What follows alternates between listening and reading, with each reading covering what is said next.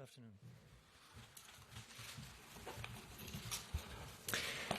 Welcome to our press conference following the EU-CELAC summit, and a special welcome to our guests, the President of Argentina and the Prime Minister of St. Vincent and the Grenadines. I'll first give the floor to the President of the European Council, please. Merci beaucoup. Bonjour à chacune et à chacun d'entre vous.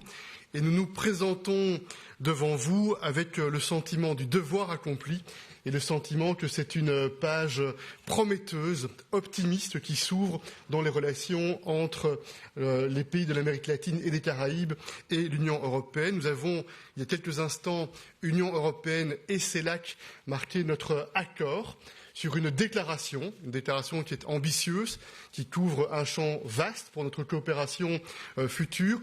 Et cette déclaration a été supportée par l'ensemble des pays, à l'exception d'un qui n'a pas pu marquer son accord en raison d'un paragraphe. C'est vous dire le succès politique de cette réunion qui a été l'occasion depuis hier de travailler sérieusement et intensément sur les différents sujets de notre agenda qui vont aussi bien de la manière d'aborder ensemble les défis liés à la transformation climatique, la protection de la biodiversité, l'engagement pour être mobilisé dans le cadre de cette transition digitale, travailler aussi sur les sujets de coopération économique, commerciale, sur le sujet des investissements également, et puis être mobilisé ensemble pour défendre des valeurs, des principes qui sont chers à nos yeux, la défense du multilatéralisme.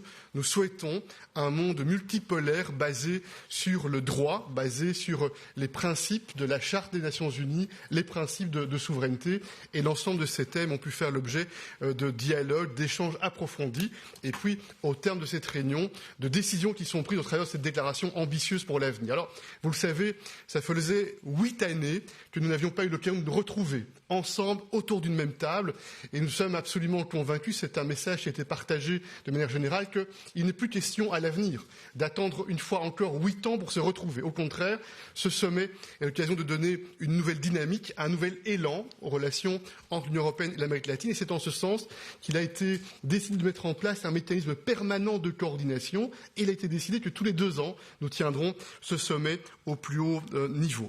Quelques éléments additionnels que je souhaite mettre en évidence.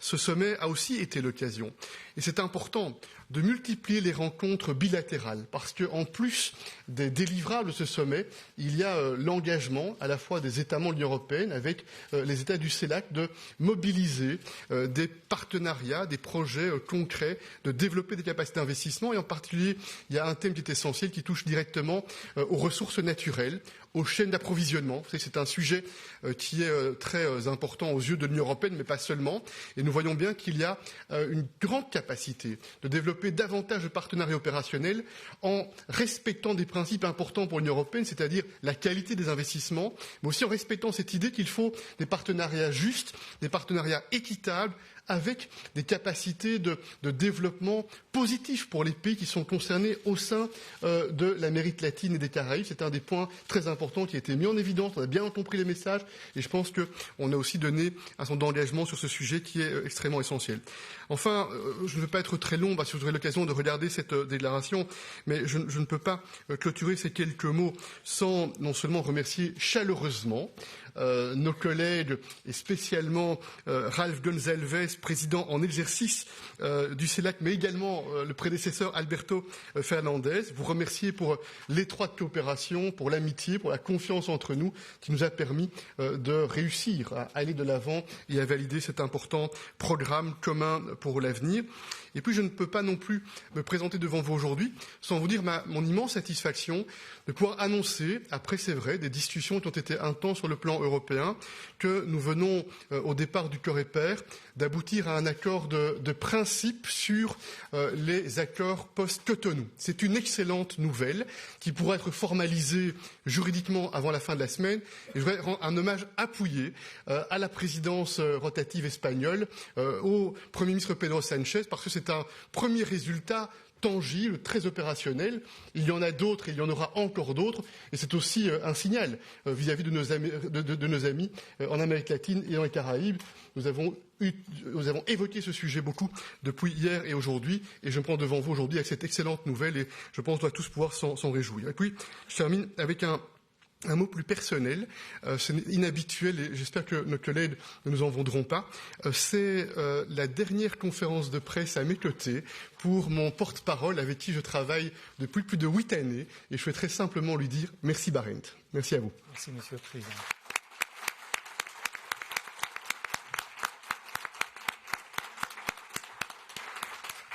Thank you, President of the European Council. May I now give the floor to the Prime Minister of the St. Vincent and the Grenadines. Thank you very much. Good evening, brothers and sisters, ladies and gentlemen of the media. I first of all want to thank the European Union, the European Commission, Charles, and all the heads of government of the European Union and of CELAC for being involved in what will, I think, turn out to be a historic gathering. The relationship between CELAC and the European Union is stronger today than it was yesterday or the day before yesterday as a consequence of this agreement. It's a wide-ranging agreement of 41 paragraphs touching and concerning all the major contemporary issues which concern us, both regions. CELAC and, Europe really remade the Caribbean and Latin America and remade itself. And each region, each of their respective civilizations has to come to terms with the process of this remaking and the consequences of this remaking. And what we have to seek to build is not only a relationship between states, but a relationship between civilizations, Latin American, Caribbean, and European civilizations. We touched on the wide range of practical issues which Charles raised, and not everybody got the language which they wanted. You would expect that there would be disagreements, and it was hard going to get the declaration, but we have arrived at this particular point. Issues touching and concerning climate change, the financing of climate change, the reform of the international financial architecture, inclusive, sustainable development, some matters which have arisen out of history for which there are contemporary manifestations of historical legacies, like, for instance, slavery and the slave trade, issues on Ukraine, on other conflicts, on the terrible embargo against Cuba, the question of involvement of the private sector in the development of Latin America, the Caribbean, and Europe, the issues of international human rights and good governance and multilateralism and the defense of international law, defense and promotion of international law, fundamental precepts of the Charter of the United Nations made flesh. We have been not together for 8 years in a summit, and in a sense we can borrow from a poem, I'm sure you know it, by Octavio Paz, Nobel laureate for literature from Mexico, in a poem Release, where he addresses the question that we grew, we withered, and then we sprouted again. CELAC EU, we grew, we withered, and we have now sprouted again. And what we have to do, we have to go to our body's edges amidst the unbounded elements of the real world of life, living, and production. Thank you very much, Charles. On the basis of this declaration, we have some actions to do. We have a lot of follow-up. This is really just part of the process of the renewal and the reaffirmation of the friendship and the relationship between Europe, Latin America, and the Caribbean. We have spoken a lot over the last few days, and you'll have a lot of questions, I have no doubt, to ask. Thank you very much. Thank you, Prime Minister. Madam President, you have the floor. Thank you very much. Thank you very much, Alberto. Thank you very much, Ralph. Thank you very much, Charles. Indeed, it was an excellent summit, and it really felt like a new beginning for old friends. We need each other. These are times of great geopolitical change, and like-minded friends like us need to stand together. We had good deliveries, and I want to focus on the part of deliveries for our people and for our businesses. On the first day, we launched the Global Gateway Investment Agenda for Latin America and the Caribbean. We will bring over 45 billion euro of high-quality European investment to Latin America and the Caribbean. More than 135 projects are already in the pipeline, so it's a very good start. Now, of course, together we have to shape the investment agenda, and we have to decide which sectors, which value chains to prioritize, and then we have to implement and deliver. The range of projects is very wide. It goes from clean hydrogen to critical raw materials, from data cable networks to mRNA vaccines. Important is that, and we discussed that a lot, Global Gateway is not just about how much we are investing, but also about how we are investing. We want that our investment comes with the highest environmental and social standards, with transparency about what is happening. We want to share technology and knowledge, and the training of local workforce for the jobs of the future is one of the core elements. For us, it's important in this investment, and that makes it different, that the local communities benefit from the value chain, the added value produced there. This is also in our interest because we want reliable and trustworthy suppliers. This is also the spirit of the bilateral agreements that we concluded at this summit. First, we signed a critical raw materials agreement with Chile, and we also signed 2 MOUs on energy with Argentina and one with Uruguay. They are both on green energy, in particular on green hydrogen, so truly a win-win situation for both regions and both continents.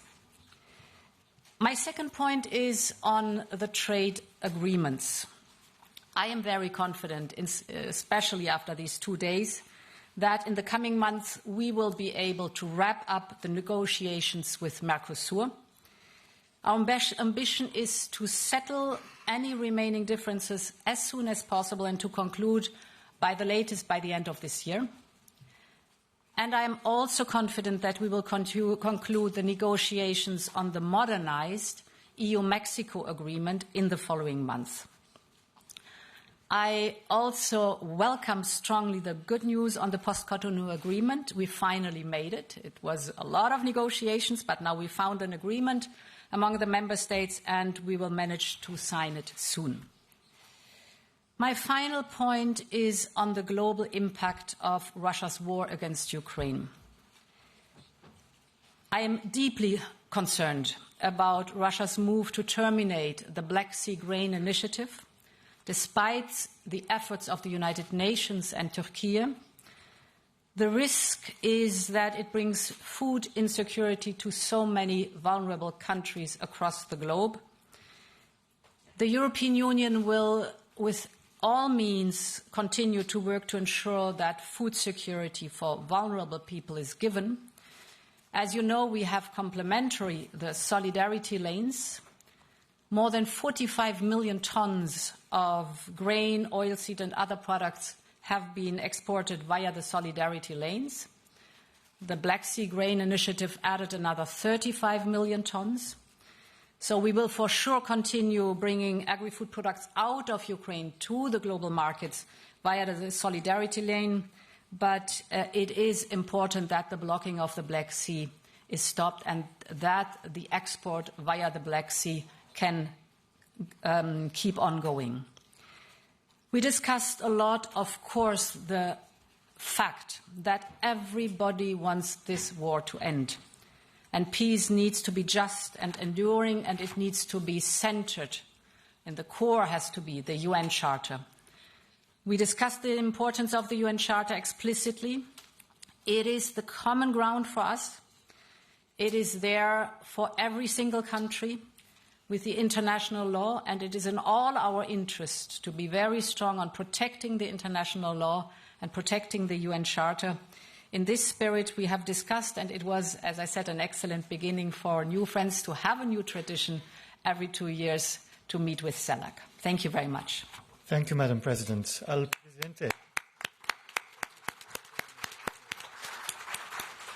Presidente de Argentina, usted tiene la palabra. Muchísimas gracias. Buenas tardes a todos y todas. Mis primeras palabras son de gratitud. Gracias, Úrsula. Gracias, Charles. Gracias, Ralph. Gracias también a mi querido amigo Pedro Sánchez, presidente pro tempore de la Unión Europea. Han hecho un trabajo magnífico. Realmente parecía difícil juntar a tantos países y que podamos ponernos de acuerdo en 2 días de trabajo sobre muchas cosas, sobre la mirada que tenemos en el presente, sobre temas que afectan a América Latina, al Caribe y también a Europa. Entiendo que fue muy importante, muy ambicioso el encuentro y que ha colmado claramente las expectativas con las que vinimos muchos. Hacía mucho tiempo que Europa y América Latina y el Caribe no se reunían. Y logramos reunirlos después de 8 años, a CELAC y a la Unión Europea, pero yo recuerdo que allá en el año 2006, cuando se hacían las reuniones de América Latina, el Caribe y Europa, en Viena participé de una reunión y pasaron tantos años y nunca pudimos lograr tantos puntos de acuerdo como lo que hemos logrado ahora. Con lo cual estoy muy contento, muy satisfecho con esta reunión. Creo que es importante para la región, para América Latina y el Caribe, definitivamente. En esos puntos que señalaba Ralph, ustedes van a ver muchas expresiones de Europa que admiten y reconocen cuestiones, problemas, planteos que América Latina vive hoy en día y necesita afrontar. A todos, como bien dijo Úrsula, nos preocupa la situación de la guerra en Ucrania. Claramente nos preocupa. Y los países de América Latina siempre hemos expresado nuestra voluntad de ayudar y colaborar para que rápidamente se recupere la paz, que sea una paz sostenible y que sigamos declarando que la guerra no es el camino para hacer planteos en un mundo multilateral que tiene sus propios organismos, que habrá que mejorar, corregir, pero que existen y que debemos respetar. Yo me llevo la alegría no solo de haber firmado el acuerdo energético con Úrsula cuando llegamos ayer, que es muy importante para Argentina porque le da mucha certidumbre jurídica a los inversores europeos que en materia de energía pueden estar interesados. Me voy muy contento también porque es la primera vez que pudimos discutir y hablar con toda claridad un mecanismo para terminar con el extractivismo en América Latina. Esta idea de que América Latina es solo proveedora de producción primaria y pareciera que siempre fue impedida de industrializar esa producción primaria.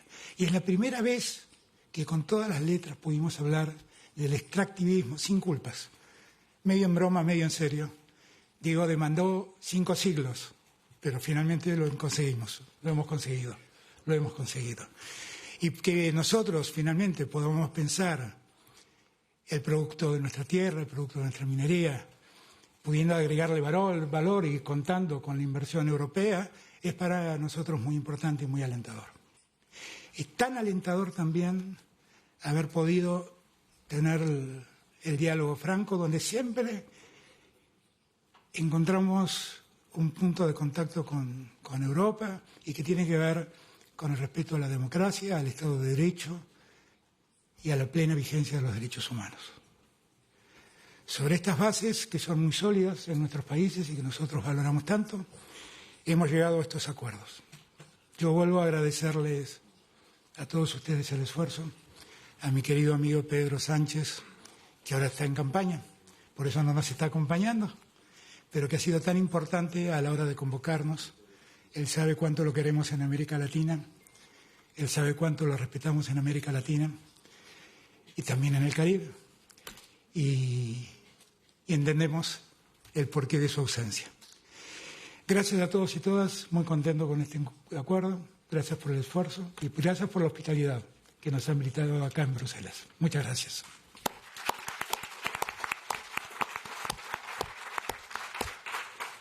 Gracias, señor presidente. We're going to take a few questions now. Marta, from TUB. Yes, please. ¿Qué tal? Buenas tardes. Voy a hablar en español, aprovechando que es la cumbre con América Latina. Mi primera pregunta es para el presidente del Consejo y cualquiera de los dos representantes de la CELAC. Se llegó a especular con invitar al presidente ucraniano a esta cumbre y al final Ucrania se ha convertido en el principal problema de la cumbre. Se ha convertido en un problema las negociaciones y se ha llegado a un acuerdo sin todos los países, en un párrafo en el que, a falta de las conclusiones finales, no aparece la agresión a Rusia. No sé si aparece como la guerra contra Ucrania. No sé si ustedes creen que esto ha merecido la pena o que se ha puesto en riesgo el que se recuerde esta cumbre como un fracaso y el que ese único párrafo desluzca los otros 41. Y luego me gustaría al presidente del Consejo, ya que no está el presidente de España, preguntarle cómo valora usted que Pedro Sánchez, el presidente de turno del Consejo de la Unión Europea, no esté hoy aquí en una cumbre en la que España ha puesto todo su empeño por acudir a un acto de campaña electoral. Gracias.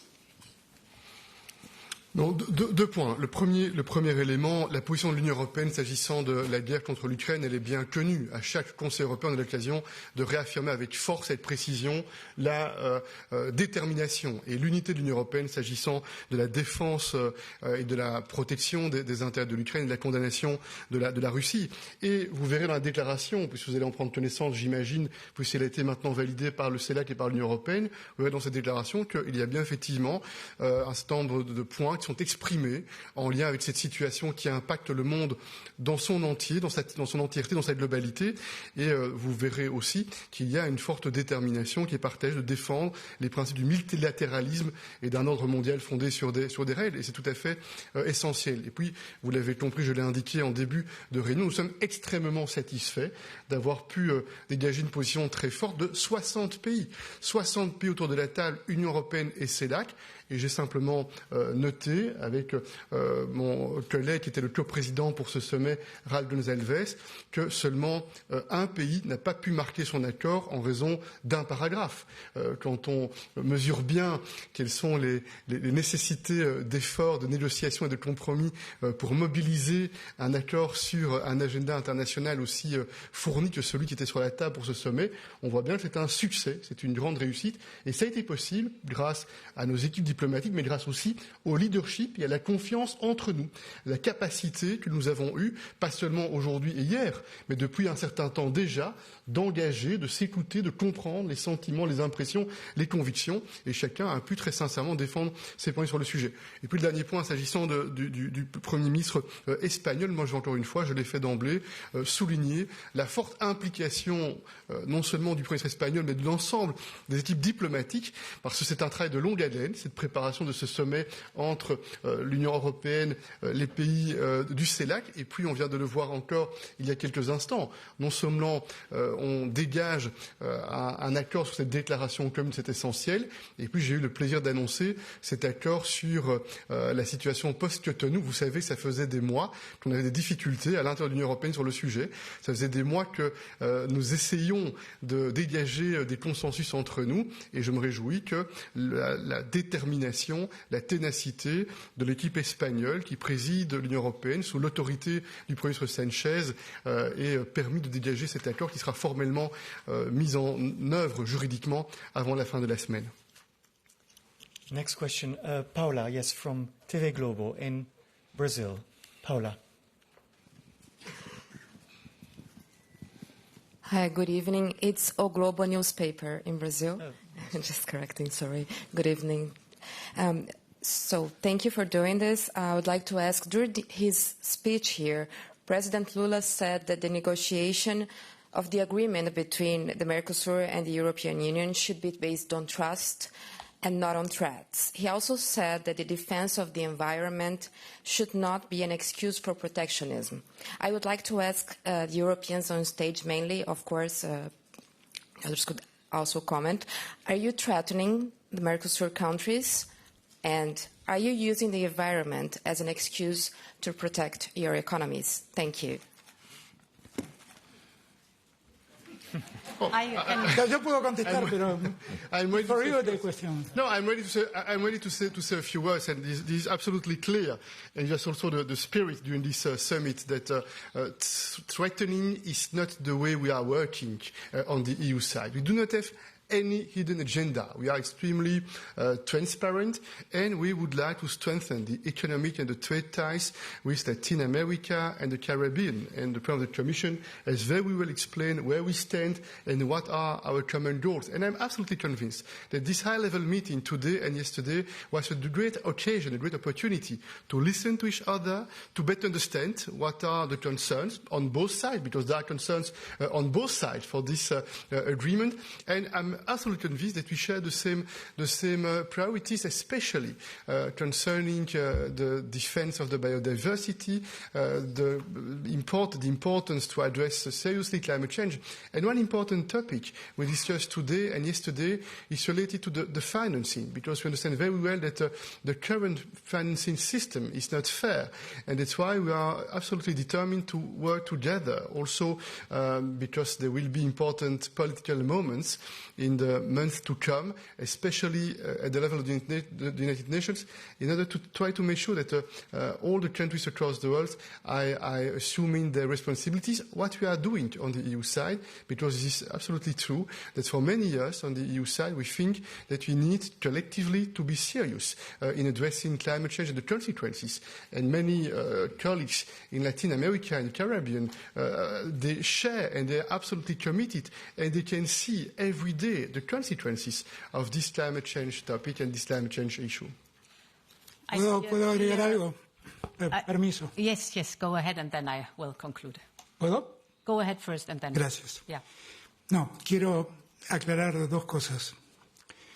La primera es que el presidente Pedro Sánchez hizo mucho por esta reunión y trabajó hasta recién con nosotros.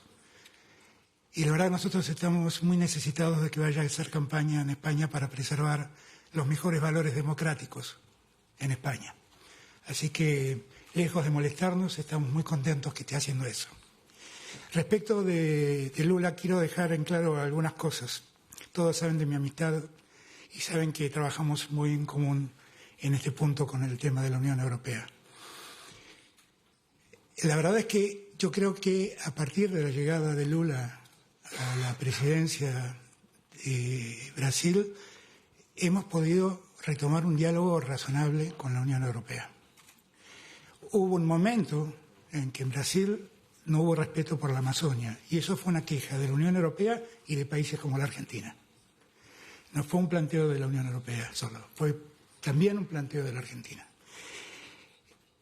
También observamos en el acuerdo con Lula cuestiones que creemos debemos atender, porque después de haberse firmado ese preacuerdo en junio del 19, en diciembre salió un pacto verde firmado por la Unión Europea que afecta mucho a aquel acuerdo inicial. Y hay algunas cuestiones puntuales que pudimos volver a discutir con la Unión Europea. Úrsula nos visitó a mí en Buenos Aires, pero visitó también a países del Mercosur hace poco tiempo, y pudimos plantearle esas preocupaciones y estamos retomando el trabajo bien. Con lo cual creo que estamos en una buena senda y estamos en una senda positiva por el acuerdo. Pero un acuerdo, como dije ayer en mi discurso, un acuerdo necesita que todos ganen. Porque si gana uno y el otro pierde, eso es un aburro, no es un acuerdo. Y lo que queremos preservar es un acuerdo donde todos estemos satisfechos. Gracias. We have a good agreement that we are negotiating and that both sides are deeply convinced of the high value of this agreement. And indeed, my travel to Brazil and Argentina helped a lot to listen and to understand what the ideas on Mercosur's side are and to mirror that with our ideas. And there's a strong consensus. We share the same goals. We want the protection of climate and biodiversity. And President Lula, since in office, has made huge progress, for example, in stopping deforestation. And all this will be reflected in a chapeau document that we are just finalizing now. So important was to travel, to be there, to speak to each other eye to eye, to listen to each other and to understand each other's standpoint. And since then, for me, there's even more clarity that we will be successful with this agreement and that we will finalize it. Thank you, Madam President. Yes, Luisa from El Diario Nación de Argentina. Luisa. Merci. Ceci est une question pour Monsieur Charles Michel, Luisa Corradini de la Nation d'Argentine. Ma question concerne le format de la conférence. Vous venez tous de parler des accords bilatéraux et les succès des accords, tandis que pendant des jours, on a vu des blocages en ce qui concerne la déclaration de la conférence. Est-ce que vous, pour les prochains rendez-vous, allez garder le même format? Ne serait-il pas peut-être plus judicieux d'organiser d'autres formats, genre mini-sommets régionaux? Vous allez me dire si c'est une idée intéressante ou pas. Merci. D'abord, nous écoutons toujours les idées intéressantes, mais ce fait que le format Union européenne-Amérique latine, il est composé des 27 États membres de l'Union européenne et de la trentaine de pays qui composent l'Amérique latine et les Caraïbes. C'est de cela dont il s'agit. Et donc, vous avez absolument raison que mettre d'accord sur des sujets aussi complexes et aussi essentiels, 60 pays, 60 gouvernements qui représentent leur population, n'est pas une chose aisée. Et donc, je reconnais que les débats ont été des débats qui ont nécessité beaucoup d'implication, beaucoup d'engagement, parce qu'il y a des convictions autour de la table. Mais ce qui est essentiel, c'est qu'on a constaté que ce qui nous unit est très fort. Et ce qui nous unit est probablement beaucoup plus fort que ce qui nous sépare, que ce qui nous divise. Et certainement, après 8 années, c'était la première réunion. C'était important d'avoir une ambition commune, d'affirmer cette déclaration, ces choses faites. Et je suis certain que cette réunion aujourd'hui et hier, c'est un point de départ pour une nouvelle ambition. Et ça veut dire qu'il y aura à l'avenir beaucoup plus de coordination constante, permanente, étroite. Et je ne doute pas que cela facilitera aussi les compréhensions mutuelles lorsqu'il s'agira, dans 2 ans au plus tard, d'avoir à nouveau l'occasion de se prononcer sur des sujets pour continuer à resserrer les liens entre l'Amérique latine et les Caraïbes et l'Union européenne. If I may say in relation to what has been asked by our dear sister, that there have been regional meetings of one kind or another involving the European Union, the Caribbean, Central America, South American countries on different subjects. But clearly, it is vital that the political leaderships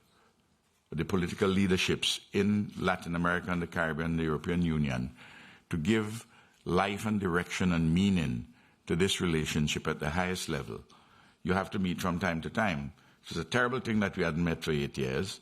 Now we're going to meet, the next time we're going to meet in Colombia. The agreement, the declaration has said that in 2025. And CELAC itself has put itself in a position where it can look forward to these kinds of meetings in a more structured way. For instance, there's already an agreement in CELAC that Honduras will succeed St. Vincent and the Grenadines next year as the PTP of CELAC. In 2025, Colombia will succeed.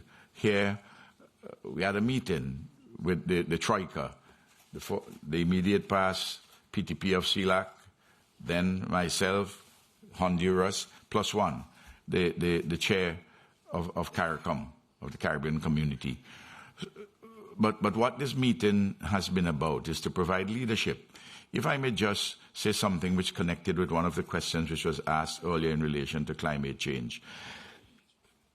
Paragraph 23 of this declaration says this: We stress the importance to fulfill the commitment by developed countries jointly to mobilize US $100 billion per year for climate finance to support developing countries and to double adaptation finance by 2025. Well, there was this promise made in Stockholm in 2009 and that we should start something by 2020. Nothing has happened.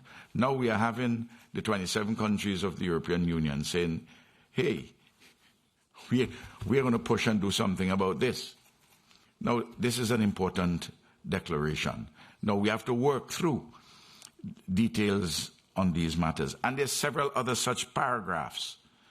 I know that from time to time it is in the nature of human beings, particularly, and it's good for journalists to be cynical because it is stock in trade. But there's great promise here, and I think we should not suspend our judgment as to what is here, but to hold us, and particularly the Europeans in this case, because they have more resources, to hold their feet to the fire. So that, I mean, it would be an awful thing if you write this in paragraph 23, and then in 2025, we see no money. That would be a hell of a thing. Then your cynicism would be justified. Thank you, Prime Minister. Yes, Ian, from the FT, another question. Thank you very much. Ian Johnston, Financial Times. Just to come back to the paragraphs on Ukraine, does the last 48 hours show that despite 18 months of war, documented war crimes by Russia, Europe can still not convince some countries in the global south to unite behind a condemnation of Russia's invasion? And to Prime Minister Gonçalves and President Fernandez, has there been too much of a focus on Ukraine at this summit? Has that used up energy that could have been dedicated to other issues such as climate change, trade relations? Absolutely not. Absolutely not. I can tell you straight from the very beginning. I said to Charles, we cannot make this summit between the European Union and CELAC be a summit on Ukraine. But clearly, Ukraine is a matter of great importance to Europe and the world. Other conflicts too in the world. And if you read the paragraph on Ukraine, you would see what is said here. Paragraph 15, we express deep concern on the ongoing war against Ukraine. And then they detail that great concern. Then that section of the paragraph says, we support all diplomatic efforts aimed at a just and sustainable peace in line with the UN Charter. Then it goes on to recognize the national positions of the various governments as adumbrated in the UN General Assembly resolutions. And it ends, it is essential to uphold international law and the multilateral system that safeguards peace and stability. So there's a reaffirmation of positions and a ticking of the box. It doesn't mean that you have to go and do the lambada in the nude anytime a subject is raised. It's not a, the language is there. I mean, I don't know what we need to do more than this to get the attraction of persons. Clearly, we have concerns. Europe has concerns about Ukraine. The concerns for us with Ukraine, among other things, would be the terrible suffering that is taking place among peoples who are directly involved in the conflict, but also because of increasing prices, shortages of commodities, increasing immiseration of people as a consequence not only of the war, but of the sanctions consequent upon the war, and all of these things. And we need to make the world a better place. I mean, but you are responsible people. We put things down in words. I know in these, that you don't have to go and dramatize anything. Just you put it in clear and precise language and mean what you say. Simple as that. Thank you, Prime Minister. Tommaso, yes, from ADN Kronos.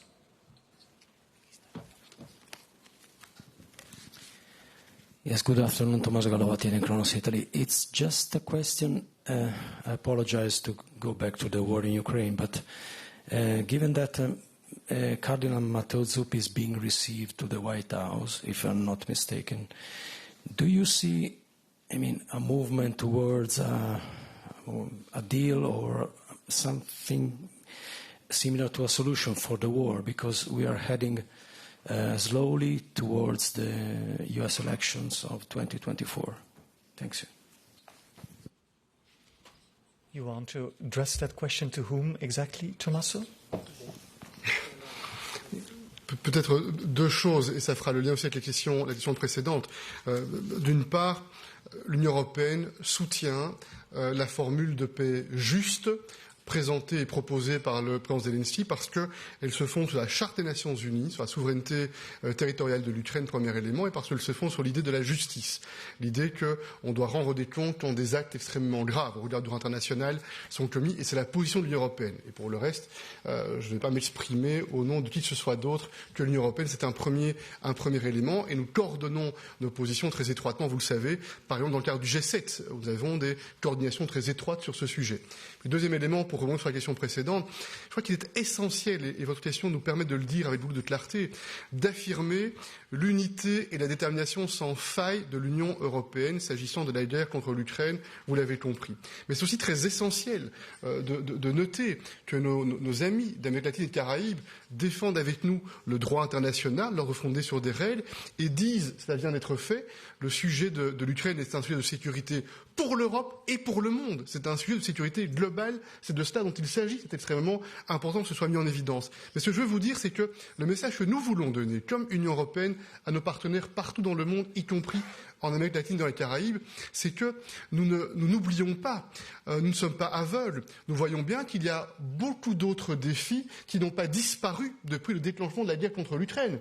La question du changement climatique, la question de l'équité des financements internationaux pour adresser les défis liés au développement, à la lutte contre la pauvreté, la transformation radicale en lien avec la transformation digitale et l'émergence de l'intelligence artificielle. Sur tous ces sujets-là, tous ces défis qui existaient avant le déclenchement de la guerre en Ukraine, contre l'Ukraine, ils sont encore plus difficiles aujourd'hui, c'est vrai, mais l'Union européenne reste un partenaire loyal, engagé dans la communauté internationale pour adresser ces sujets-là. Et c'est aussi important que nos amis entendent ce message-là, et c'est important aussi que nos amis ukrainiens soient mobilisés à nos côtés pour porter ce message-là vers l'ensemble des régions dans le monde.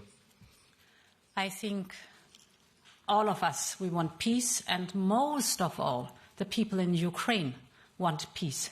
They suffer horribly. And I think it was a very good session that we had today on Russia's war in Ukraine, because you could feel there's one core element that keeps us together and where the common ground is.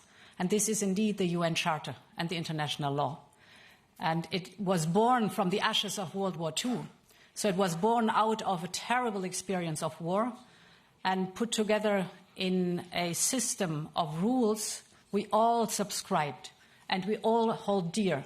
We all hold dear because, and this was very strong in the room too, we never know if not tomorrow one of us needs to call on the UN Charter to be protected.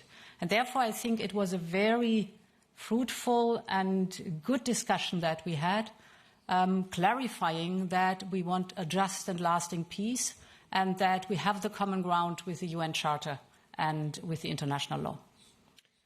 Thank you, Madam President. At the same time, let me just add this so that there's absolute clarity. Look, we are not all children in here. And in fact, I don't see any child here. Historically, we have had a lot of big power activities against smaller, poorer countries, less powerful countries. And we see it happening in Latin America. And some who would do things in Latin America and the Caribbean, and who would raise, when you raise certain principles of non-interference in the internal affairs, the use of force, and all the rest of it, they will ignore you. Yet some of those same countries are the ones who are raising those very principles in Ukraine. So that we have to get rid of the hypocrisy if we have to get a better world. And let us apply these principles in the Charter of the United Nations in a clear and objective manner and call a spade whenever the circumstances arise. ¿Puedo agregar algo? Soy el único que no hablo de Ucrania, así que voy a aprovechar para decir algo. No, primer punto. Yo quiero dejar en claro que esta fue una cumbre entre la Unión Europea y la CELAC, tratando de buscar generar vínculos políticos, económicos, culturales, entre Europa, América Latina y el Caribe. Ocurre en un escenario donde hay una guerra desatada por Rusia cuando invadió Ucrania. Yo quiero aclarar que la inmensa mayoría de los países de la CELAC condenamos en Naciones Unidas la invasión rusa. Con lo cual, lo que les quiero significar con esto es que hay más una especulación periodística sobre que el objeto de la cumbre era el problema en Ucrania que la realidad. La verdad, no existieron los problemas que ustedes están planteando. Sí, obviamente, hay alguna voz disidente, y sí, seguramente. Pero ese no fue el objeto de esta cumbre y no fue lo que nos ocupó en esta cumbre y tampoco nos detuvo el problema de Ucrania para avanzar en las cosas que esta cumbre necesitaba avanzar. Por eso quiero dejarlo en claro, porque pareciera que América Latina tiene algún resquemor de hablar con él del tema. La inmensa mayoría de los países de la CELAC votamos la resolución de Naciones Unidas. No sé qué es lo que estamos discutiendo. El resto es especulación periodística. Tout à fait. Gracias, señor presidente. This concludes our press conference. We've just published the statement on behalf of EU and CELAC. Thank you.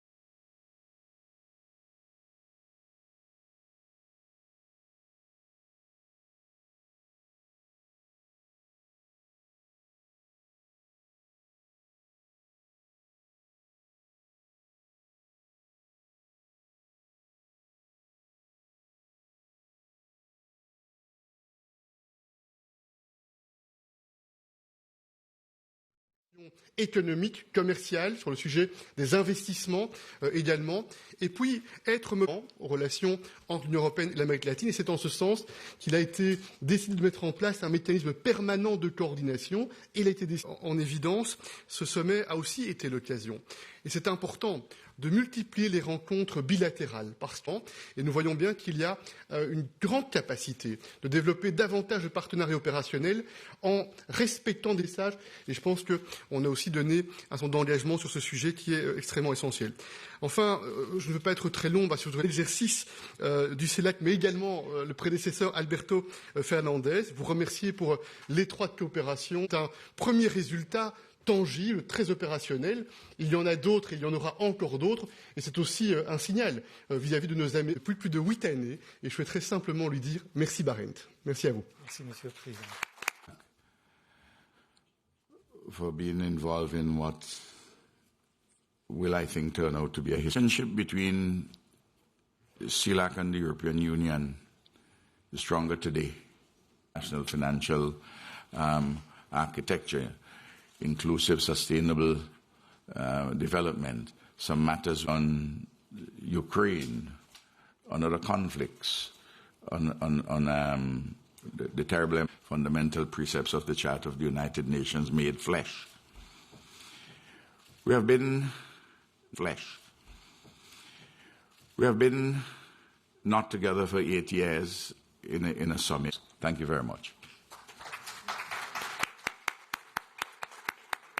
Thank you, Prime Minister. Madam President, you have the floor. Together we have to shape the investment agenda, and we have to decide which sectors, which value chains to prioritize. Welcome strongly the good news on the post-Cotonou agreement. We finally made it. It was a lot of negotiations, but now we found protecting the international law and protecting the UN Charter. In this spirit, we have this. Muy ambicioso el encuentro y que ha colmado claramente las expectativas con la que vinimos muchos. Cuando se hacían las reuniones de América Latina, el Caribe y Europa, en Viena participé de una reunión en Ucrania. Claramente nos preocupa. Y los países de América Latina, pero que existen y que debemos respetar.